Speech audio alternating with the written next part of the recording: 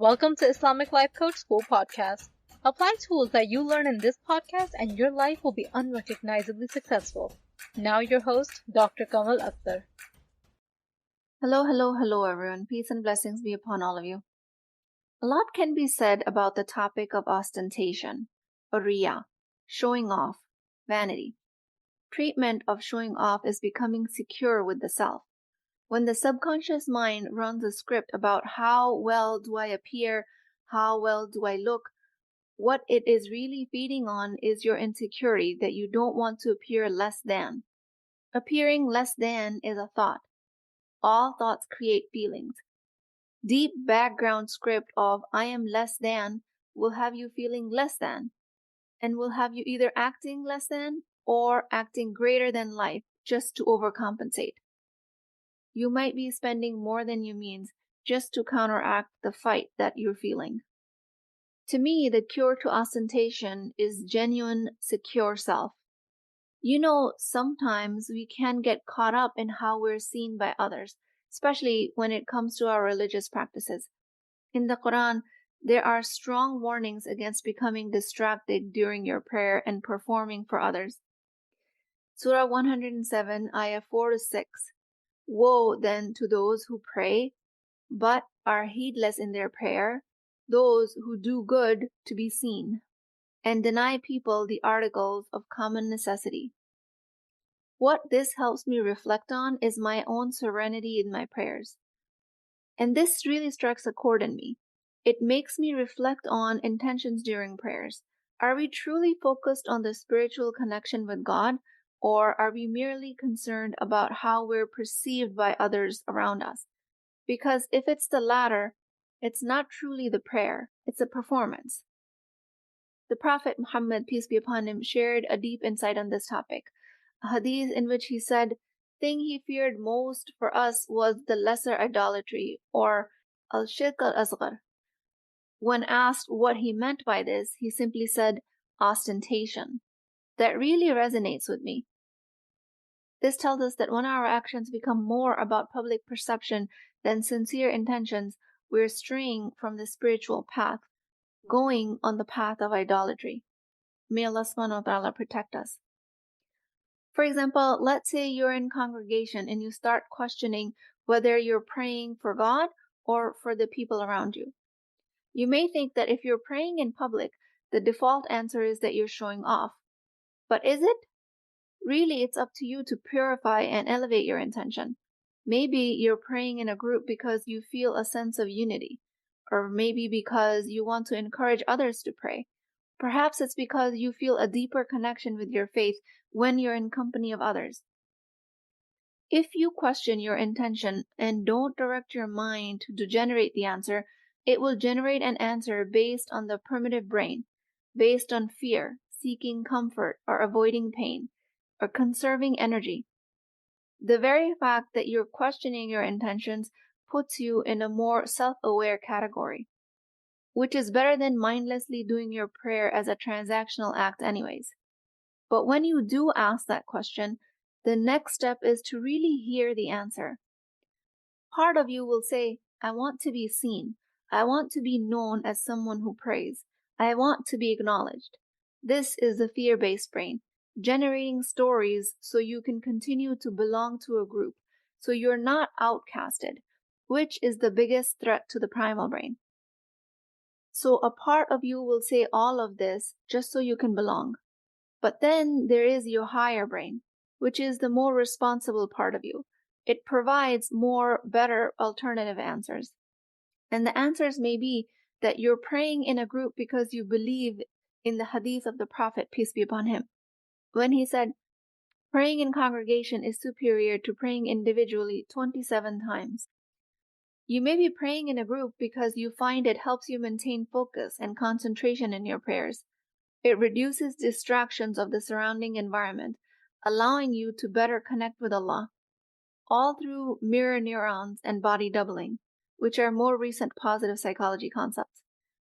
Perhaps you're praying in congregation because it reminds you of the Ummah, the global community of Muslims, this sense of brotherhood and sisterhood that can enhance your intention to contribute positively to the community.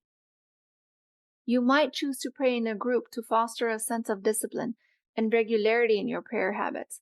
The congregational prayer times will serve as milestones in your day, keeping you anchored in your commitment to your worship.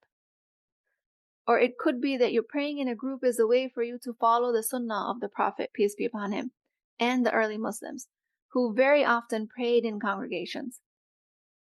This adherence to the Prophet's practices could be the driving force of your participation in group prayers. Okay, so I know that for women, they're recommended to pray in their homes. But let's say you are going for Eid prayers, or decided to accompany your husband to the masjid, or are teaching your kids the culture and etiquette of being present in masjid with communal prayers. Or let's just say you're an extrovert and you just love being around people and you draw energy from that. If for any of these reasons you have decided to pray in Jama'ah, in congregation, then your brain will offer the fear of ostentation, showing off, and you would want to stay behind. In that case, all you have to do is to tell your brain to be quiet. You will have to tell your brain that you're saying your prayer for other very sincere reasons that again will not be available to you right away. And you will have to dig into these reasons. So for me, if I'm out on the road and I'm near a mosque, better yet, there's Jama'ah time and it's becoming closer, then I will go out of my way to attend the prayer at a mosque rather than risking missing the prayer or doing it on the side of the road or even driving over speed limit just to get to my destination on time so I can catch the prayer. But more often than not, when I take that detour, my brain will say, "You're doing it to show off." And in that moment, it becomes my responsibility to redirect my brain and remind myself of all of the elevated reasons that I mentioned above that have nothing to do with showing off why I'm going to pray in a congregation. The desire of prestige and leadership, desire for prominence of fame, all thoughts are related to people, referencing people, comparing to and from people, all lower brain, because it creates ostentation. Same leadership actions can come from thoughts to guide and benefit others. Lower brain will say, you love the spotlight because you're starting to love attention. Your job is to remind yourself that you're coming from an elevated intention, coming to set an example for others. Also check if there is an element of truth when the brain says you're doing it to show off, and be accepting if the answer is yes. Allow yourself that level of self-reflection without judgment of the answer, especially if the answer is yes, because that level of self-honesty is the only chance to self-correct, especially in the positions of visibility and leadership. Thoughts of being accepted by others are very subtle, and they will creep in, but they will require you to clean them out from time to time. So let's now talk about social media. I gave this elaborate prayers in congregation example because this topic is very charged for some of us compared to, let's say, following on Instagram or constant posting on Facebook or TikTok. Using either one of these circumstances, prayers in congregation or showing off in social media, just check in with yourself when and if the intention behind is fame, to become more visible in front of people just for the sake of visibility. You have to become really honest with yourself and understand when has it become about elevating yourself in front of others and disdaining others. But the ironic part is, if that same fame is used to guide and help others, it's praiseworthy and deserving of reward. So I'm going to give you an example which is fascinating to me, because what's coming up for me is that I notice I have an obvious discomfort in mentioning the leadership of the prophets and the Sahaba in the same breath as the current social media influencers. But my intention behind this comparison is to draw inspiration for the right intentions behind your actions. Perceiving the fame as burden, keeping a low threshold of istighfar and self-correction when you do find yourself showing off or doing it for your image and celebration of hard work, versus when you're doing it to be able to connect with people in the virtual space and using your fame to set examples for betterment of other people's life, and creating opportunities and ease for others, and even when you're monetizing your message to create an income for yourself through social media. Ostentation is an action that comes from thoughts, mostly unidentified subconscious thoughts that flow out of desire of showing off. Correction is easy through recognition, labeling, course correction, asking for forgiveness. Interestingly enough, your actions might or might not change. Maybe you change your social media strategy when you come to this recognition, or maybe you realize nothing needs to change. All you needed was to come to your visibility efforts with the right heart, with the purification of intention. Your heart follows your internal mental dialogue, and as soon as your heart as a spiritual being leans towards love of prestige and leadership, your path to the divine will become blocked. It's not that the recognition by people is bad per se, it's more about why you want that recognition and how you use it. When fame is born out of the desire to put yourself above others, it's a cause of concern. But if it's a tool used to guide and benefit others and bring light into other people's lives, it transforms. It becomes praiseworthy. It's deserving of reward. Sahaba, in their effort to follow the sunnah of the Prophet, peace be upon him, did not seek fame, but it was the side effect of their leadership and the change efforts. They were attributed with fame because of their efforts. Fame is other people's acceptance of your message, the popularity of your image, product, service among a wider population. That's all fame is. How your message gets perceived is not in your control. If you find yourself in fame, then it's not in itself wrong, especially if you have done the work of purifying your intentions and you have a strong message that the masses will benefit from. Then fame might even be inevitable for you, given the age of viral 30-second reels. Fame is not a measure of ostentation. Your thoughts are. You can be insanely famous and not be ostentatious, and have 25 followers and be drowning in ostentation. In the age of social media, ostentation takes a whole new meaning. In the past, the display of wealth, beauty, and luxury was maybe localized and limited to your immediate circles at best. But now, with social media broadening the stage, this display has the potential to be seen by hundreds, thousands, or even millions of people worldwide. How do you clean up your act when it comes to being an influencer on social media? It is really very simple. If you post pictures or videos of your wealth, beauty, or luxurious lifestyle, ask yourself with compassion, is this for seeking validation and admiration from the followers? Is this to gain more followers just for the sake of the number? Or is it because what I have to contribute will actually benefit someone in some way? This level of self-inquiry will take a monumental amount of self-empathy to be truly revealing, because the inner critic will say, of course you're showing off. It will create fear of withdrawal of the likes and the hearts. And the only choice you have left in that situation is that you will have to come to these questions by fully accepting yourself with your mistakes and shortcomings and your strengths and contributions, understanding that you are never really outside of the mercy of Allah, especially if you recognize your mistakes and ask for forgiveness from a sincere heart. The obsession with likes, hearts, and comments can become a measure of self-worth really fast if you don't keep it in check. It is problematic from an Islamic perspective because in Islam, ostentation, riya, is considered a minor form of shirk, association with partners with Allah, like I mentioned in the hadith above, because it involves being performative on social media stage with an intention of seeking praise or recognition from the people, rather than purely for the sake of Allah. Then what I might get to hear as an objection is, shirk is unforgivable. How would that not put people outside of the mercy of Allah who are in ostentation?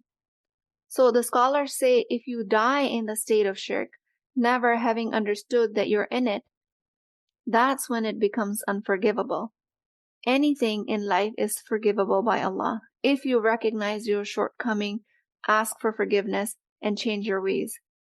Let's say if you want to monetize your social media presence just on the basis of your beauty, without regard of how it impacts the masses, keep that in a compassionate check.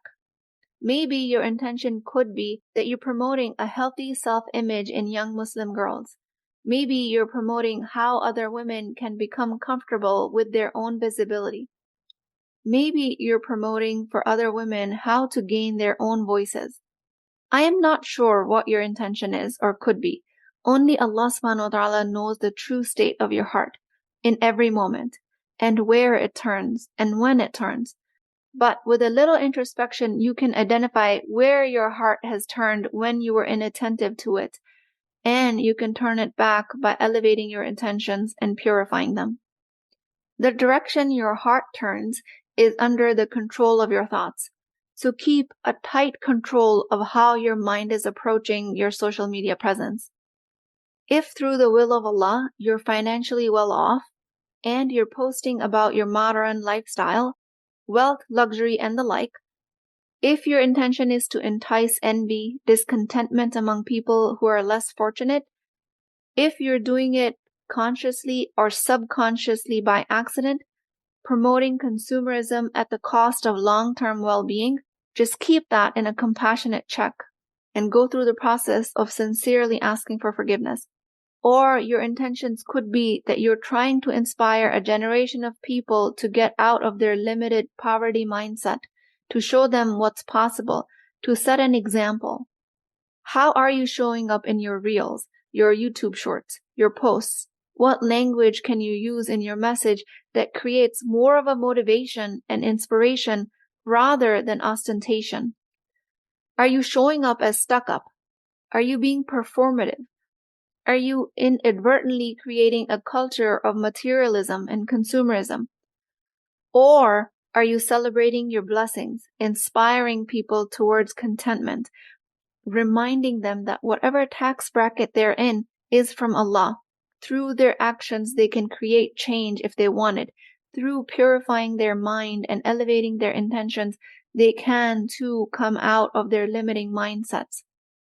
Are you the force that is behind that inspirational change?